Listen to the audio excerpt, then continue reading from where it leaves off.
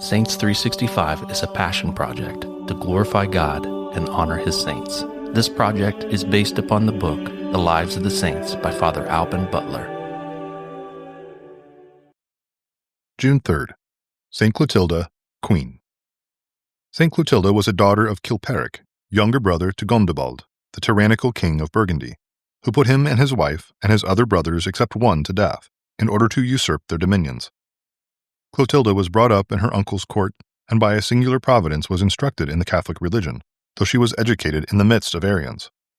Her wit, beauty, meekness, modesty, and piety made her the adoration of all the neighboring kingdoms, and Clovis I, surnamed the Great, the victorious king of the Franks, demanded and obtained her in marriage.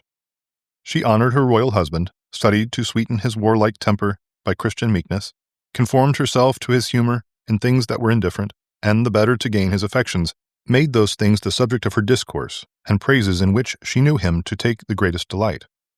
When she saw herself mistress of his heart, she did not defer the great work of endeavoring to win him to God, but the fear of giving offense to his people made him delay his conversion. His miraculous victory over the Alemanni and his entire conversion in 496 were at length the fruit of our saint's prayers. Clotilda, having gained to God this great monarch, never ceased to excite him to glorious actions for the divine honor. Among other religious foundations, he built in Paris at her request about the year 511 the great church of Saints Peter and Paul, now called St. Genevieve's.